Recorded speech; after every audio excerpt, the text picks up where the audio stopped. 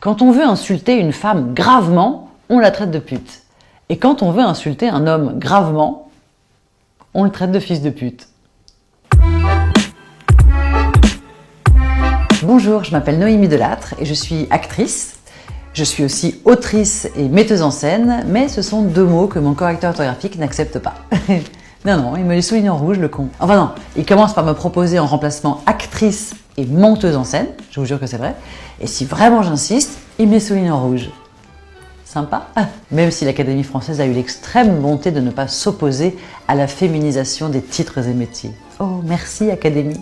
D'ailleurs, petite parenthèse à ce sujet, il ne s'agit pas, comme le prétend l'Académie, de féminiser les mots, mais il s'agit de les démasculiniser, puisque le mot autrice, par exemple, existait jusqu'à la fin du XVIIe siècle. Bref, tout ça pour dire que, pardon, mais c'est pas évident d'être quelque chose qu'on ne peut même pas nommer, vous voyez, ça n'aide pas, si vous voyez ce que je veux dire. Comme par exemple le fait que les mots plombier et vainqueur n'aient pas de féminin. Bon, plombier c'est moins grave, mais vainqueur, ça prédestine un peu les femmes à l'échec, non? D'autant que même quand le féminin existe, le sexisme du langage a la vie dure. Par exemple, on dira toujours, par défaut, comme ça, sans réfléchir, naturellement, un chirurgien, une infirmière, un président, une secrétaire, un directeur, une assistante, un séducteur, une salope. Il y a quand même des perspectives plus brillantes que d'autres, non? Mais je vous rassure, il y a aussi des mots qui n'existent qu'au féminin. Pute, par exemple. Pute qui est un mot magique. Ça, je m'en suis rendu compte il n'y a pas longtemps. Quand on veut insulter une femme gravement, on la traite de pute. Et quand on veut insulter un homme gravement, on le traite de fils de pute. Est-ce que ça serait pas ça la double peine? Et je n'oublie pas ça le con, bien sûr, qui pour insulter les hommes, agresse encore le sexe des femmes. C'est-à-dire qu'à un moment, c'est toujours les femmes qui prennent. Remarquez, c'est normal. Elles valent moins que les hommes. Si. Et c'est d'ailleurs pour ça qu'on dit le masculin l'emporte sur le féminin. Ah, vous croyez que c'était un hasard? Que c'était comme ça juste parce que c'était plus simple? Ah non, pas du tout. Non, c'est une loi édictée en 1647 qui dit que le masculin étant plus noble, il prédomine. Sympa. Oui, jusque-là, des lois tout aussi simples s'appliquaient, notamment la loi de proximité. Un homme et une femme sont belles, une femme et un homme sont beaux. Et la loi de majorité, voilà, 1000 femmes et un homme sont belles, une femme et 1000 hommes sont beaux. Simple. D'ailleurs, à ce propos, il faut savoir que l'écriture inclusive, c'est pas seulement les points, c'est aussi ça. Mais bref, pour en revenir au masculin qui l'emporte sur le féminin, c'est pas rien comme expression quand même. Non mais, faut entendre les mots. Moi, quand j'étais petite fille et qu'on me rabâchait le masculin l'emporte sur le féminin, ce que j'entendais, moi, c'est « Ma chérie, le masculin est plus fort que toi. Il a le pouvoir sur toi, il a le droit de t'emporter, et t'as perdu d'avance. » Bah, c'est pas les conditions optimales pour s'épanouir. Parce que ça n'a l'air de rien comme ça, mais c'est avec les mots qu'on pense, et c'est avec les pensées qu'on crée le monde dans lequel on vit. Et moi, j'ai grandi dans un monde dans lequel je valais moins qu'un homme. Mais il n'y a pas que moi, C'est pas parce qu'on s'en rend pas compte qu'on n'est pas concerné. Vous savez quand même qu'on nous a vendu pendant des décennies un suffrage universel où les femmes n'avaient pas le droit de vote. Non mais c'est fou, Ça gênait personne. Oui, c'est le suffrage universel! Ah non, pas toi en revanche. Ni toi, ni toi, ni toi, ni toi, ni la moitié de l'humanité. Dingue, non? Bah, c'est normal, on parle des droits de l'homme en même temps, faut être cohérent. Et à tous ceux qui m'ont dit « Oh, écoute, oui, Noémie, on dit les droits de l'homme et pas les droits humains parce que homme avec un grand H, ça veut dire humain. Et tu sais que... » Je voudrais répondre « D'accord, mais maintenant qu'il y a des droits des femmes, ça veut dire quoi?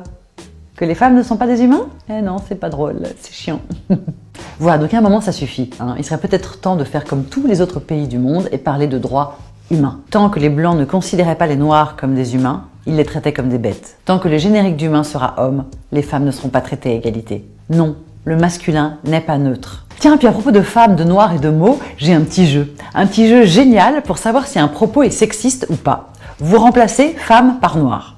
Je vous montre, c'est super. Alors, premier exemple, les femmes ne savent pas conduire. Qui n'a pas déjà dit ça? Les noirs ne savent pas conduire. Ça passe pas pareil. Un deuxième pour le plaisir, les femmes sont moins fortes en maths que les hommes. Tout le monde le sait. Les noirs sont moins forts en maths que les blancs. Ça pique. À vous maintenant, vous pouvez jouer chez vous. Les femmes sont naturellement plus à l'aise avec le travail domestique. Voilà, on n'a pas envie de le dire. Non, ne le dites pas, c'est affreux, mais ça prouve qu'il y a un petit problème. C'est comme la journée de la femme.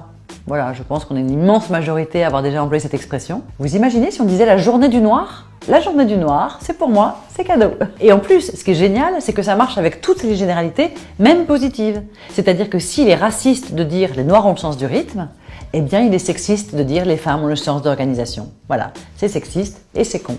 C'est même d'ailleurs la définition du sexisme ordinaire. Confiner les femmes dans les stéréotypes de leur genre et les hommes dans les stéréotypes du leur. Dire les femmes sont comme ci, les hommes sont comme ça. Les femmes font ci, les hommes font ça. Rose, bleu, maman gâteau, papa boulot. Et toi ma fille, ma chérie, tu n'aimes pas particulièrement te battre et tu n'as pas très envie de gagner.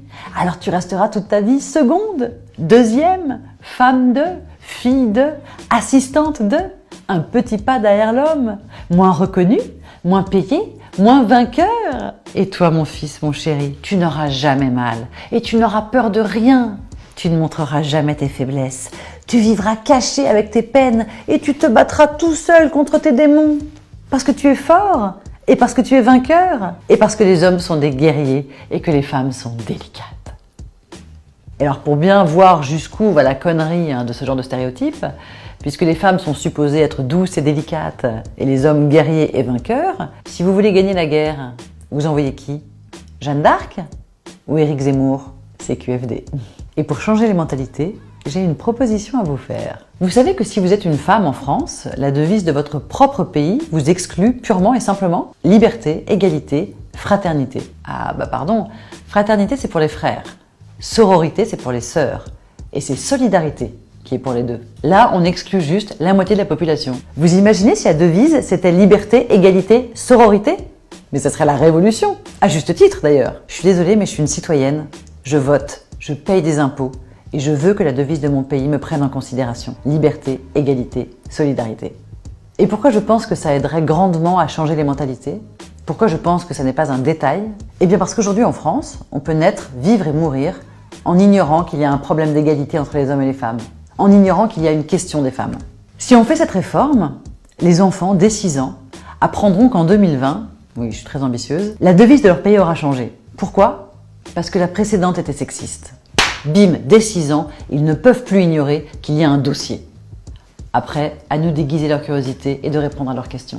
Pour une devise dont le troisième mot ne contredit pas le second. Pour une devise non excluante. Pour une devise juste et humaine. Liberté, égalité, solidarité.